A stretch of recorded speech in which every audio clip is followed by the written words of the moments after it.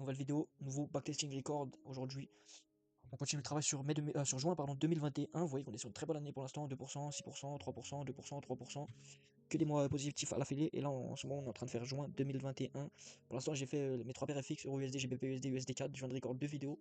Bon, aucune des deux ne va être postée parce que vous voyez que sur ces 3 actifs, j'ai eu que 2 trades, 2 BE, il n'y avait rien d'intéressant dans les records, donc je me suis dit que j'allais pas poster ça. Et aujourd'hui, donc du coup, il ne reste que S&P 500 et Nasdaq à faire. On verra si on a des trades ou pas, ou si on finit avec un mois BE. Bon, après 5 bons mois positifs, c'est probable de faire un mois BE, ou même peut-être de se prendre un ou deux stop loss sur les indices et de finir à moins 2%. C'est très probable, donc on va voir. Dans tous les cas, le but ça va être de prendre des bons trades, de ne pas rater de bons trades et de ne pas prendre de mauvais trades, c'est toujours la même règle. Pour ceux qui sont pas au courant, on est toujours en train de faire de 2020 à 2025 toute la data, tous les mois de data possibles sur ma stratégie et on essaie d'avoir la donnée tout simplement la plus propre, de prendre confiance au setup et aussi bah, moi de présenter les setups aux gens. Donc tout ça en postant tout ça, ça me permet de pouvoir regarder mes replays et moi me réentraîner sur ma propre vision de marché, d'avoir un feedback, enfin pardon, des enregistrements et des traces claires, nettes et précises en vidéo de comment je trade, etc. Quand je suis à mon top et quand j'ai mon bon edge sur le marché. Comme ça, si je me prends un drawdown dans mon trading live, tout ça en fond d'aide, je peux me revenir sur ces vidéos là et me dire putain, en vrai, je suis sage, j'ai le price action, j'ai ma stratégie, j'ai mon plan, tac tac, j'ai mes confluences. Donc je sais le faire, on y va, tu vois. Donc c'est pour ça que je fais ces vidéos sans aucune triche. Et puis ça peut permettre aussi en parallèle, même si ça m'aide moi, ça peut permettre aux gens de voir mes vidéos et bah, d'apprendre ma stratégie en fait. Parce que bah, y a personne qui fait ça. Ma stratégie elle est rentable, il y a mon plan de trading à l'écran. Et je l'applique en live, je l'applique en live sur 50 data, mois par mois, sur tous les plus gros actifs du trading, enfin tous les plus gros actifs du marché. Et je suis transparent, vous voyez, je suis transparent. Il y a des mois positifs, il y a des mois négatifs. L'année 2020, c'était pas une très bonne année, je vise environ 25% en général par année. Là, j'étais à 17%, donc j'ai sous-performé. Là, on est en train de surperformer 2020 sur 2021. Vous voyez qu'on est déjà au même pourcentage qu'on avait fait sur toute l'année, mais en moins de 6 mois. Donc ça, c'est cool. Et voilà, dans tous les cas, on va attaquer, hein. Je vais lancer. J'ai déjà créé ma petite session là. Donc là, il y avait USD CAD, FX, là où j'ai fait Euro USD, GBP USD. Donc on lance la session indice et on va voir comment ça se passe, tout simplement. On va essayer d'être affûté. Comme d'habitude, j'explique pas toutes les journées. Quand il y a vraiment rien qui ressemble à mon setup, j'économise un peu de temps, je passe la journée. Et j'explique vraiment en détail le price action quand il y a quelque chose qui s'apparente à mon setup ou alors qui est directement mon setup. Et on prend toutes les prises de décision en direct, sans montage, sans coupage. Et voilà, max de transparence. Tac. On va voir la première session de New York. Là, il n'y a absolument rien, ça va que à la hausse. Pas de possibilité de se glisser. Là, il peut y avoir une possibilité de se glisser sur cette journée. Non, c'est parti trop haut. Là, toujours rien. Je sais de ce que j'ai vu sur le FX pour l'instant que ce mois-là, il a pas l'air terrible, hein. Donc c'est aussi probable que je tourne cette vidéo pour rien. S'il y a zéro setup, comme j'ai vu jusqu'à maintenant. Mais bon, zéro setup FX, que ce soit Euro USD, GBP USD et USD CAD, c'est quand même probable qu'on se mange un setup sur cette vidéo, sur les indices, et que du coup on se retrouve au moins avec un TP ou un SL et que je puisse poster le truc, quoi. Même si c'est juste un SL dans le mois, je posterai tranquillement. Là, ça commence à me faire chier. Je comptais juste poster, tourner une session d'un mois sur un ou deux actifs et ensuite la poster et passer pour le reste de ma journée. Mais là, je suis bloqué. Je tourne vidéo après vidéo, donc ça commence à me fatiguer. J'aimerais bien au moins un trade, un stop loss pour pouvoir poster tout simplement, avoir de la data à poster. Parce que s'il y a zéro trade, je vais pas poster 20 minutes de backtesting avec zéro trade où je passe le price action et je dis bah y'a rien, y'a rien, y'a rien, y'a rien, ça sert à... C'est inutile tout simplement. Donc voilà, c'est tout ce que j'avais à dire. Petit coup de gueule du jour. Il y a un semblant de setup. Je vais se voir. Ouais, je pense qu'on va prendre ça.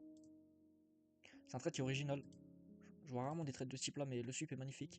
Donc en gros, qu'est-ce qu'on a? La tendance globale, elle est bullish. Vous voyez, tac tac, c'est bullish. Même en intraday, dans tous les cas, on vient de refaire un MSS ici. Donc c'est bullish. IRL to IRL, vous voyez que le prix rebalance dans des FVG ici, notamment celui-là que je viens de markup. Et donc la target, c'est l'external range liquidity. Si vous connaissez pas ce concept, bah, regardez une vidéo spécifiquement. Vous tapez ICT IRL to IRL, vous regardez une vidéo de 10 minutes, vous comprendrez le setup en lui-même. À résistance, tout le résistance, c'est tout simplement ce que je recherche, c'est d'avoir une prise de liquidité derrière moi. Moi, je me positionne dans un sens que derrière moi la liquidité a été prise et qu'en face de moi il y a de la liquidité à prendre. Là, vous voyez que la liquidité a été prise derrière moi si j'essaye de long. Et en face, j'ai des petites low résistances intéressantes, dont les hauts de l'Asia qui est aussi le previous daily high, donc c'est une belle target. Même si vous voyez que mes 3 R seront beaucoup plus hauts que ça. Si je rentre, on managera en fonction. Donc là, HRTOLR c'est bon. PDRE, lâche un PDRE. Alors c'est le turtle soup ici, sup and close dans le range. Mais PDRE différent, c'est le FVG, l'order block, le breaker block ou le turtle soup, mais pas n'importe quel turtle soup, c'est un sup and close dans le range. Là, vous voyez qu'on a sup les bas de London et qu'on a close dans le range, donc c'est bien validé. Et ma narrative, c'est simple, on descend toute la journée globalement, et là, on vient faire un sup juste avant la session de New York. Donc pour moi, ça c'est signe d'un potentiel New York reversal, donc toute la journée ça baisse, on prend une liquidité, un point clé juste avant le cœur de la session de New York, et ensuite on va rebalance à la hausse dans le sens de tendance de fond, donc c'est ça que je vais viser. Ensuite une fois M5 MSS avec displacement. Donc le trade est un peu spécial parce que là, normalement je prends des setups, vous voyez ça continue à descendre comme ça, et ensuite sur New York là ça sweep, et ça fait pas comme ça, vous voyez que là c'est bullish, ça fait MSS, mais c'est reparti sweep, ça a clôturé. C'est assez bizarre, mais c'est dans mes règles, vous voyez que j'ai fait toutes les étapes du plan. Et le M5 MSS avec displacement, il est là aussi, vous voyez, MSS. Je préfère les MSS sur des swing high, mais bon. Là, on en a un, il y a du momentum, il y a un gros FVG, donc on va considérer ça comme ok. Vous voyez, là, ça a bien sweep, j'ai mon breaker block, il n'a pas été retesté, c'est allé fort en haut. Et là, ça fait une bougie noire, mais c'est pas ça qui va me déranger, parce que le FVG en question n'a pas été retesté. Je vais placer mon ordre, donc toujours avec 3R, du target, et on managera de manière discrétionnaire, surtout aux alentours de ce previous daily high. Et là, malheureusement, je peux plus rentrer. Parce que ça a déjà pris cette liquidité, c'est allé beaucoup trop haut par rapport à mon ordre limite. Si c'était descendu directement là au moment où j'ai mis l'ordre, si c'était descendu directement me chercher, je serais rentré. Là c'est un petit peu trop haut. Dans tous les cas on a encore une correction 1 BOS et on a pris le haut, hein, la target du jour. Donc dommage, on a le bon biais mais on a voulu se positionner. Est-ce que ce serait aller à la target 3R ou pas? Non, pas du tout. Pas du tout, ça c'est évidemment reverse juste après le previous daily high. Mais bon, si on avait été dans le trade ça aurait été BE. En l'occurrence on n'était pas dans le trade, donc c'est comme si c'était un BE. C'est une journée sans trade. Là, j'ai la schématique vraiment laser de mon setup habituel. Donc là, celui-là, je le prends les couilles fermées. C'est carrément même plus les yeux fermés, c'est les couilles fermées. Ça veut dire que tu portes tes couilles et tu y vas quoi. En gros, c'est ça. C'est un setup de cette fois-ci New York reversal. Et qu'est-ce qui se passe tout simplement? On a une tendance qui était bullish. Là, depuis la veille, on a prise de liquidité sur l'Asia reversal. Donc ça, c'est la journée qu'on vient de voir. Avec MSS H1, donc on a une tendance bearish, donc H1 direction bearish, IRL to IRL, bah, vous voyez qu'on revient rebalance ce FVG, donc la prochaine target c'est l'external range liquidity qui est aussi le previous daily low. Vous voyez qu'on revient aussi en OTE, donc zone parfaite pour pouvoir recommencer le mouvement à la baisse. Vous voyez que j'ai un PDRS c'est mon FVG et que ma narrative c'est le New York reversal. La journée range à la hausse, voilà, c'est un range slash hausse toute la journée, mais voilà, c'est impulsion baissière forte, retracement lent. Et juste après l'ouverture de New York, on a une dernière manipulation qui vient toucher le point clé. Donc le point clé c'est ce FVG en OTE qui vient faire un MSS M5 avec du displacement. Et en plus, ah non, je vais dire en plus, j'ai mon swing low. Ah si, j'ai un swing low là. Donc c'est bien, c'est pas juste un MSS sur une bougie noire. J'ai un petit swing low ici, vous voyez que là, tac, lui il est plus bas que lui, donc j'ai mon petit swing low. Donc je préfère quand c'est comme ça. Et voilà, hein, je vais me positionner à 50% du FVG. Le gros défaut de ce setup, enfin le petit défaut on va dire, c'est pas non plus un gros défaut, c'est que là cette deuxième bougie noire, elle est ultra puissante. J'aurais bien aimé que cette bougie blanche, la troisième bougie qui crée mon FVG, soit un peu moins forte à la hausse. Ça m'aurait permis d'être un tout petit peu plus confiant encore, même si là je suis confiant. Je sais que j'ai forte chance de manger un stop loss parce que bah on est dans des séries de win, on est dans beaucoup de mois négatifs, beaucoup de mois positifs d'affilée. Et globalement, ouais, je pense que j'ai plus de chances de faire stop loss que TP par rapport à ma série en cours. Mais par contre, le setup, si tu le prends lui-même et tu le prends indépendamment de tous les autres setups, c'est vraiment un magnifique setup. Et je suis confiant de le prendre tout simplement. Bref, assez parlé. On va voir déjà si on se fait déclencher. On se fait déclencher et on se fait stop loss. Non, pas pour l'instant. On se fait stop loss, effectivement. Voilà. De toute façon, c'était logique. Hein. J'ai ouvert ma gueule. Mais le setup était magnifique. Hein. Le setup était magnifique. Y a pas de problème là-dessus. Et après, vous voyez que ça part pas non plus dans mon biais. Si ça part dans mon biais, mais beaucoup trop tard. Hein. Beaucoup trop tard. On avait tort sur la journée. On se mange un petit stop loss 1%. Ah, ça me fait chier par contre. J'aurais bien voulu rester à 99 000. J'ai perdu 6 centimes de trop sur mon stop loss. C'est vraiment des arnaqueurs. Tac tac. On va voir si on a un autre setup avant la fin du mois. On est que le 11 pour l'instant, donc pas de panique. Puis dans tous les cas, on peut vraiment se manger un mois négatif, mais ça veut rien dire si on regarde au niveau macro de l'année pour l'instant. Ça sentait le roussi dans tous les cas. Ça sentait le roussi. On va pas pu avoir le setup que j'aurais voulu avoir sur cette journée. On va passer à la prochaine. Là, il pourrait y avoir potentiellement un short couillu, mais un beau short. Bon, malheureusement, j'ai mon MSS M5, mais on n'est pas revenu dans les VG là. J'attendais que ça revienne dans ce petit VG pour essayer de short. Avec une narrative London PO3, New York retracement pour potentielle continuation. Malheureusement, ça descend un peu trop tôt, c'est pas allé dans les VG. Et après, ouais, ça descend. Malheureusement, j'ai pas pu me positionner ici. J'avais le billet, mais j'ai pas eu la config. J'avais un peu bon bien parce que c'est bien descendu sur la journée. Hein. Je me serais régalé si j'avais été dans le move. Ah là, j'aurais presque voulu short, mais j'ai pas eu la possibilité de short. Dommage. Ouais, je pense qu'on est bien parti pour se faire écurer. Pour l'instant, là, ça fait plusieurs jours que j'ai le billet, mais j'arrive pas à me positionner. Enfin, là, si je peux me positionner short avec cette prise de liquidité là. Ah, y a pas d'MSS, hein. Putain. Y a des equals en haut là. Il reste des equals, putain. J'aurais essayé de me positionner là s'il y avait ça, juste ça. Hop, petite mèche. J'aurais mon breaker block en haut. Là, vous voyez que j'ai pas de breaker block en haut. Et si j'ai un MSS, c'est que là. C'est un peu bas. Voir si ça reprend les hauts peut-être. Ça reprend les hauts un peu plus tard dans la session. Et ça pète à la hausse. Ok. J'aurais jamais eu de la config pour short. Et heureusement que j'ai pas short. Parce que je me serais fait déchiqueter. Bon là. On revient dans cet order block.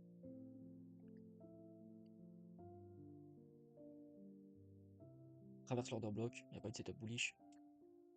Dommage. Qu'est-ce qu'on a ici? C'est dégueulasse. J'explique même pas ce que je vois. Ah là, les S&P 500, j'aimerais bien le vendre, hein. Je vous mens pas. J'ai quoi? J'ai la narrative London PO3. London PO3. En plus, son baissière forte. Retracement juste avant New York, retracement dans un pied d'arrêt, donc point clé. Donc pour potentiel New York retracement pour continuation ensuite. Et donc qu'est-ce que je cherche? Un M5 MSS avec beaucoup de momentum pour rentrer. Ok, je l'ai. J'ai ce qu'il faut. Vous voyez que mon MSS il est là. Parce que mon breaker il est là. Enfin, mon breaker il est là, vous voyez, parce que ma prise de liquidité finale elle est là. J'ai des beaux FVG, je vais rentrer sur celui-là. Le FVG juste avant le breaker. On est sur un unicorn modèle, c'est plutôt sympa. Je vais vous expliquer juste le H1, c'est le plus important. Ah non, le H1, je vais pas me positionner en fait. Putain, dommage, j'ai pas vu le H1. Vous voyez que là j'avais toujours ma narrative. Enfin, j'ai toujours ma narrative, hein. Je sais pas pourquoi je parle au passé, mais je peux pas rentrer parce que on a clôturé au-dessus de ce FVG. Sinon, j'avais tout, hein. J'avais la narrative, j'avais la direction, j'avais l'IRL to RL, j'avais HR avec la prise de liquidité, j'avais un peu de low résistance avec cette toute petite trendline liquidity ici. J'avais mon PDRS, c'était l'FVG, et j'avais ma narrative London PO3, New York retracement continuation. Mais on a clôturé au-dessus du FVG, donc pour moi c'est red flag de fou. C'est le red flag de fou malade. Donc on va pas se positionner, par contre j'aurai juste un truc, c'est un MSS à la hausse sur le Nasdaq. Oh. Ok, bon, on va long le Nasdaq. On est passé à deux doigts de short le S&P, vous voyez que pour l'instant ça a l'air de bien partir. Mais on n'est pas rentré pour les raisons que je vous ai dit, donc aucun regret. Par contre ici vous voyez qu'on a le corollaire, on a l'exact inverse. Ça veut rien dire, je crois le corollaire, je suis pas sûr que je puisse l'utiliser dans ce concept, dans ce contexte. Bref, là n'est pas la question. On a l'exact inverse, on a la direction globale qui est bullish, on a eu London Power of Free, manipulation sur pas mal de liquidités, retournant sur FVG là, ça va pas casser l'FVG donc c'est bien. London qui fait ça et qui lance un mouvement à la hausse. New York qui commence par retracer profondément et surtout dans des points clés sur London, sur la session de London. Donc ce FVG là, on n'a pas touché celui d'en bas, mais vous voyez que celui sur lequel on est allé était déjà en discount, donc ça suffit. Mon OTE, on a retracé en OTE et le discount, le FVG qu'on a touché, le busy qu'on a touché était déjà en discount, donc ça suffit pour potentiellement repartir à la hausse. Donc ça c'est notre narrative. HR to LR, bah, high résistance, vous voyez que là on a sweep toute la liquidité, et même si on est un peu plus précis, ici déjà on avait sweep assez monstrueusement toute la liquidité avant de partir à la hausse, donc c'est magnifique. Belle prise de liquidité dans notre cul, et en face de nous, on avait cette trendline. Bon là on a déjà graillé ça, mais vous voyez qu'on a quand même de la liquidité à aller prendre en haut, on a quand même une target, vous voyez, sur la gauche, pas comme si on était dans le désert médical sur la gauche.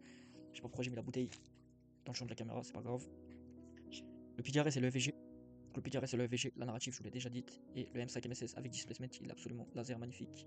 Vous voyez ici, tac tac, breaker block, unicorn modèle parce qu'il y a le FVG juste à côté. On va essayer de rentrer au 50% du FVG. Et ça va être rigolo, hein, parce qu'on a deux forces en présence.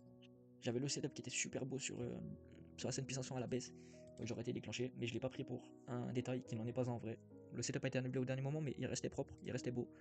Et par contre, à côté, ça fait peur parce qu'on a une belle config sur le Nasdaq, mais l'exact inverse. Donc c'est rare qu'on ait ça, vu la corrélation des deux actifs.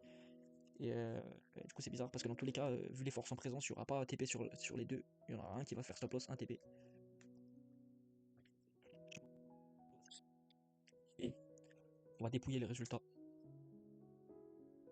Oula, oula, oula. Bah, j'ai l'impression que c'est celui le trade du S&P qui semble mieux partir pour l'instant. Vous voyez, je me serais déjà sécurisé à BE si j'étais rentré ici. Mais bon, j'ai choisi le Nasdaq à la hausse. Et pour l'instant, ça sent pas très bon. Ok. Allez, faut qu'il casse en haut.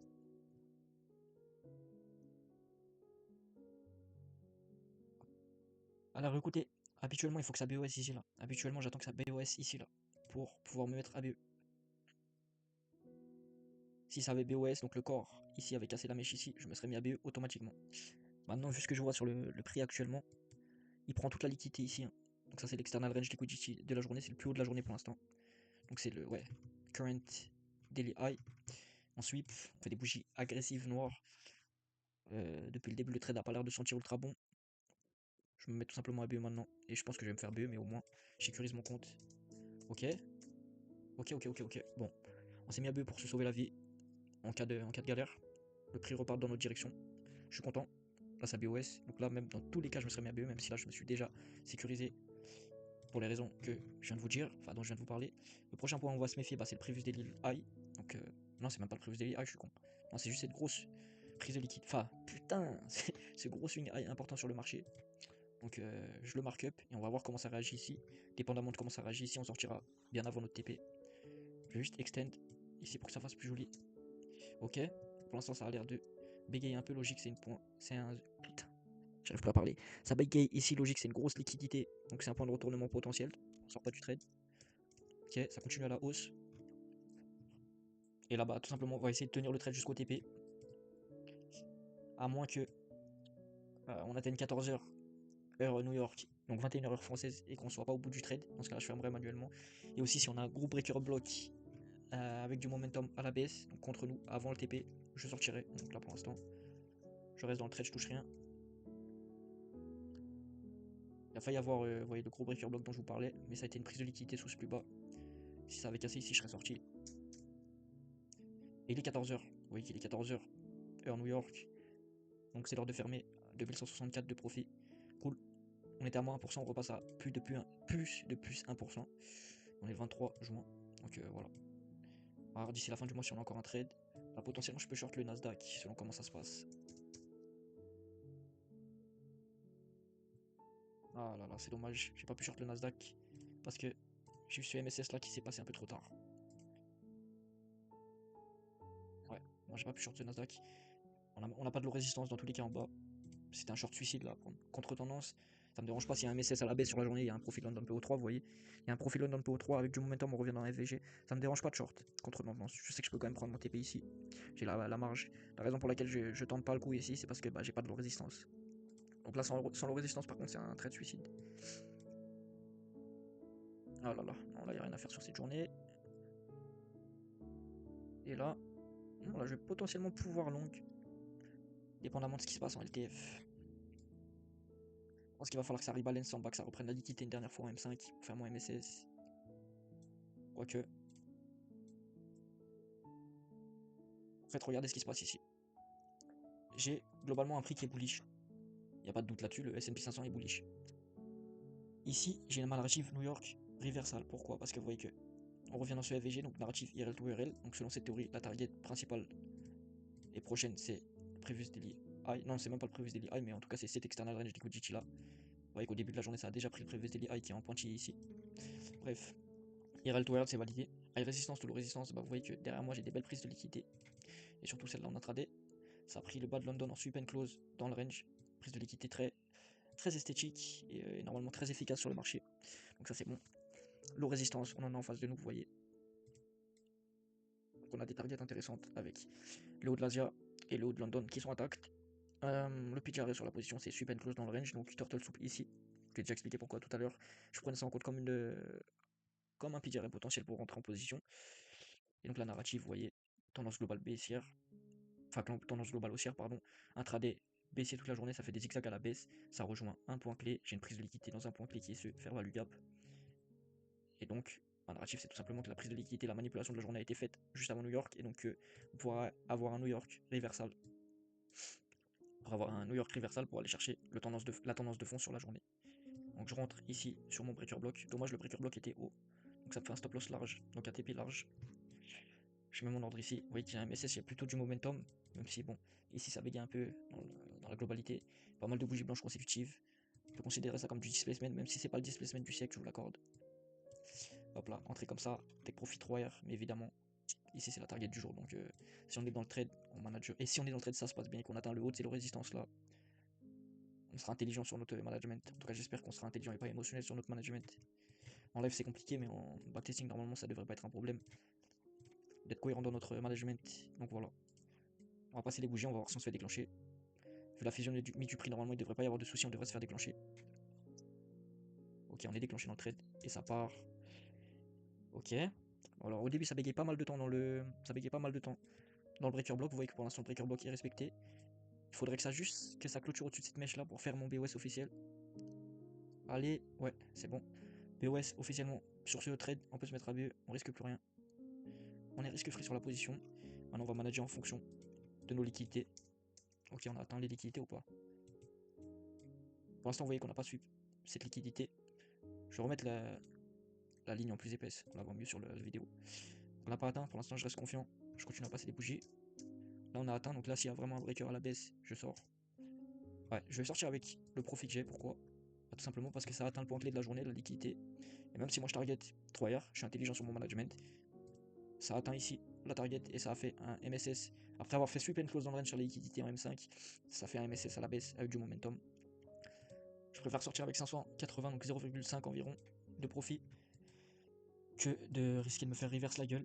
Comme ça, vous voyez, tout simplement, je me serais fait BE bêtement, alors que bah, avec une compréhension un peu du price action, c'est plutôt facile de faire le taf ici et de sortir dans le meilleur timing. Et donc du coup, ici, il y aura potentiellement un trade, ouais, potentiellement un long. On est dans les dernières journées de trading, mais bon. Mais bon. Donc il y a des setups, on est obligé de les prendre. On va essayer d'être honnête avec nous-mêmes. Là, j'ai envie de passer cette journée et de valider un mois à 1,60, ouais, 1,70%. Mais bon, là, il y a potentiellement un setup, donc on va devoir le prendre, malheureusement. Malheureusement, mais bon, après, ça peut très bien être un TP plus 3%. Donc là, quelle est la narrative du jour? Je vous l'explique simplement.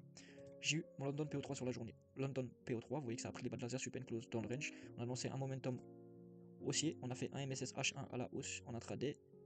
Et on a fait un FVG. Et le début de New York fait quoi? Bon, même s'il redescend fort, il retrace dans ce FVG. Donc il retrace tout simplement dans ce FVG. Il clôture pas sous le FVG, donc il est encore valide. Il revient aussi dans ce breaker block pour l'instant. Breaker block non invalidé. Et donc du coup, ce qu'on a, c'est qu'on a eu la narrative IRL to... Enfin, on a eu la narrative, pardon, IRL to IRL parce qu'on est revenu dans le FVG ici, H1 que je vous ai markup. Donc il est là, le FVG. Donc ça, c'est IRL to IRL, j'enlève le breaker. High résistance to low résistance, vous voyez que j'ai ces deux petites low résistance en haut là. Je peux tracer cette petite trendline, c'est pas énorme, mais bon, prévu des lilos, euh, plus le haut de la journée en cours, en gros, en intraday. Ça, c'est plutôt intéressant. J'ai de la high résistance, donc derrière mon cul avec la prise de liquidité ici. Mon PGRA, c'est mon FVG. Ma narrative, c'est London PO3, New York, retracement pour continuation. Ce qui est chiant, c'est que là, cette bougie noire, elle est énorme. Qui redescend, j'aurais préféré que ça redescende plus doucement dans mes points clés, mais bon, ça reste valide parce qu'on n'a pas clôture au-dessus du FVG. Au-dessous du FVG, pardon. Donc voilà, narrative toujours valable, potentiellement. Et là, j'ai eu mon MSS avec displacement, il est magnifique. À part, bah, comme d'habitude, en ce moment, j'ai l'impression qu'il n'y a que ça sur mon marché. Il n'y a jamais de troisième bougie du FVG qui me met en confiance. Parce que là, vous voyez, magnifique MSS, ça casse au-dessus de la mèche là, ça me laisse un FVG. Mais j'aurais bien voulu que la troisième bougie soit blanche en fait. Donc voilà, le setup est beau, le setup est valable dans nos règles. Et voilà, je crois que c'est le dernier jour du mois. Parce qu'après ça, il y a quoi? Non, il y a mercredi 30 juin encore. Donc après ça, il restera une dernière journée. Mais c'est très probablement le dernier trade du mois. On va se faire déclencher normalement, on se fait déclencher et on se fait stop loss. Ok. On se fait stop loss, après ça repart à la hausse, ça fait des trucs bizarres. Je préfère ne pas euh, me. Comment on dit putain? Je préfère ne pas reprendre part au marché sur la suite de cette journée. Donc on va s'occuper de la toute dernière journée du mois. Et là ça va être compliqué de rentrer je pense. Ouais. Honnêtement rien de propre sur cette journée et on arrive à la fin de la session. Dommage. J'aurais préféré faire 1,7%. Je vous avoue que vu la physionomie des différents mois, tout ça, et de la série de trades en cours, en gros, des gains et des pertes sur les 15-20 derniers trades, je le sentais venir ce dernier trade qui allait faire stop loss ici. Et bon, dans les faits, ce genre de feeling, tu peux pas les respecter, tu es obligé de quand même tenter le trade, on va dire. Donc j'ai tenté le trade, ça s'est fini en stop loss. Et au lieu de faire 1,70%, on a fait 0,77% sur le mois. Avec 2 BE dans le mois, 2 stop loss et 2 gains. Mais les 2 gains, c'est pas des TP pleins, c'est des gains partiels. Et voilà, tout simplement. C'est comme ça que se finit ce mois. On est toujours dans le vert en vrai. Je considère pas. Au-dessus de 0,5%, je considère pas ça comme un mois BE, c'est quand même un petit mois en gain. Donc, 6ème mois consécutif en gain. Vous voyez qu'officiellement, on a dépassé l'année 2020. Donc, on verra à la fin de l'année. Je target, j'allais dire 25, mais non, c'est 25% gueule. Et trop relou, trop relou. Donc, ouais, on vise 25%. Et c'est tout ce que j'ai à dire. On se retrouve bientôt pour la vidéo juillet. Enfin, les vidéos juillet, il y en aura plusieurs. Et puis voilà. Bonne chance à vous, bon apprentissage à vous.